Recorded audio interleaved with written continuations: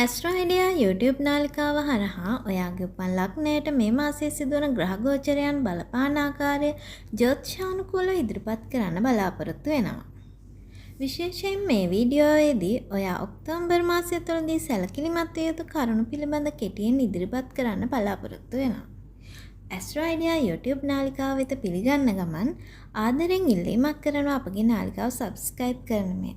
ඒ වගේම මේ කරුණ ඔයාලට කොතරම් දුරට වැදගත් වුණාද කියලා මාසය අන්තිමේදී කමෙන්ට් කරන්නත් අමතක කරන්න එපා. කටක ලග්නයෙන් උපන් ඔයා ඔක්තෝබර් මාසයේ මුල කාලයේදී බාහිර සමාජ සම්බන්ධ කටයුතු වලට වඩා තමන්ගේ අතුලාන්තයේ හැඟීම් ගැන අවධානය යොමු කරනවා. ඒ නිසා ඔයාට පෞල් ජීවිතය වගේම ආර්ථිකයේ ස්ථාවර බවක් අවශ්‍ය වෙනවා. ඔයා පහුගිය කාලෙදී මුහුණ දුන්න ආර්ථික ගැටලු निराකරණය කර ගැනීමට උත්සාහ කරනවා. ඔක්තෝබර් මාසයේ මුල කාලයේ කටයුතු ප්ලෑන් කරන්න සූදානම් වෙන්න හොඳයි. නමුත් ක්‍රියාත්මක කරන්න යෑමේදී ඉදිරියට යනවට වඩා වේගෙන් ආපස්සට එන්න පුළුවන්. ඒ නිසා මාසයේ මුල් කාලයේදී අවුරුද්දේ ඉතිරි මාසවල ඔයාගේ දියුණුවට අවශ්‍ය වෙන කටයුතු වගේම තවදුරටත් ශක්තිමත් කරගත යුතු නෑදෑ හිතමිතුරු සමන්තා මොනවද යන निराකරණය කරගන්න පුළුවන් නම් හොඳයි. ඔයා දේපල හෝ භූමිය සම්බන්ධ කටයුතු කරන කෙනෙක් නම් මාසයේ අග කාලයේ ආදායම් වැඩි කරගන්න හැකියාව තියෙනවා. කටක ලග්නයෙන් උපන් ඔයා මේ මාසයේදී නව ව්‍යාපාරයක් හෝ නව රැකියාවකට යොමු වෙන්න ඉඩ තියෙනවා. නමුත් අලුත් දේවල් වලට මුලපිරීමේදී යන වියදම් සහ අවදානම් පිළිබඳ සැලකිලිමත් වෙන්න.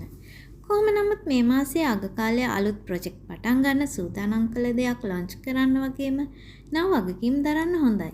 සමහර විට මේ කාලේ කරන දේවල් ඔයාගේ ජීවිතේ ටර්නින් පොයින්ට් එකක් වෙන්නත් පුළුවන්.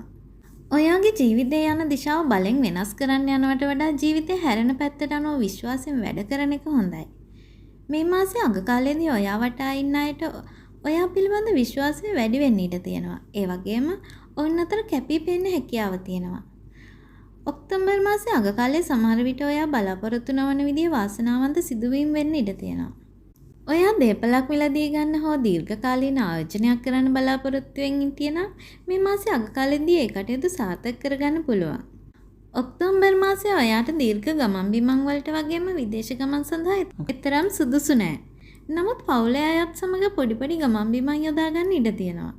මේ මාසයේදී ඔයාට ගෙදර කටයුතු වෙනුවෙන් වාහන සම්බන්ධව පවුලේ අයගේ අවශ්‍යතාව වෙනුවෙන් වියදම් යෙදෙන්න පුළුවන්.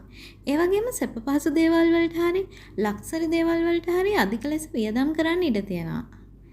ඔයාට පෞද්ගලික ජීවිතය තුළ ගැටුම් ඇති විය හැකි අවස්ථාවලදී කතාබස් කිරීමෙන් ඒවා විසඳා ගන්න අවස්ථාව ලැබෙනවා.